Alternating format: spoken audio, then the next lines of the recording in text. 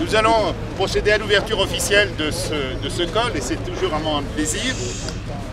Monsieur l'assesseur aux travaux publics de la vallée d'Aoste, monsieur le syndic de la Tuile, madame et monsieur les conseillers départementaux de Savoie, mesdames et messieurs les élus de la vallée d'Aoste et de la Savoie, de la Tuile et de Sées, messieurs et mesdames les représentants des corps constitués de France et d'Italie, chers Valdôtains et Savoyards, Tuilins et Sérains, en mettant en branle leurs machines, les équipes en charge des routes des deux côtés de la frontière vont grignoter la neige qui obstruait depuis le début de l'hiver ce passage du col.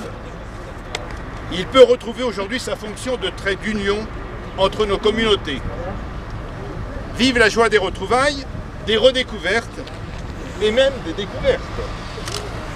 Même si les contacts entre nous ne sont jamais rompus grâce aux technologies modernes, chacune de nos communautés vit de façon plus isolée les événements qui la concernent.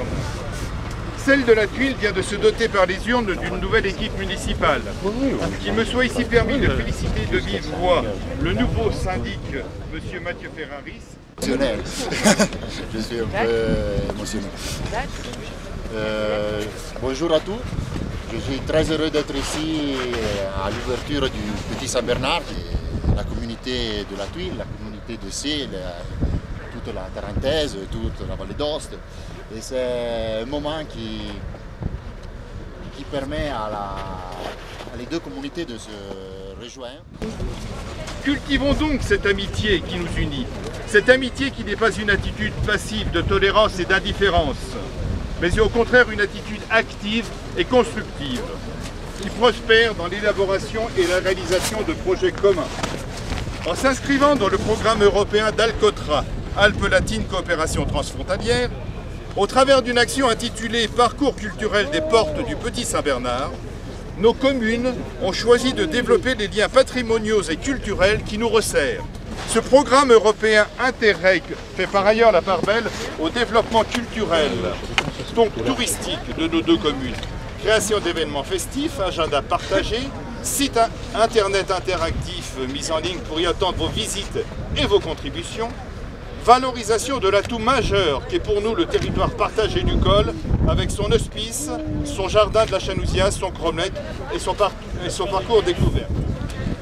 Je veux une fois encore exprimer toute ma satisfaction et ma joie de voir tous les aménagements et événements qui viennent redonner âme et vie à nos deux communes, comme ce site merveilleux, le col du Petit Saint-Bernard, que l'on partage tous, et en remercier chaleureusement tous les auteurs et acteurs des deux versants. Dans cet esprit de partage qui nous anime, je vous propose de nous retrouver le dimanche 21 juin, cette année à Sées, à l'occasion de la fête maintenant traditionnelle des retrouvailles de la Passe Pichou.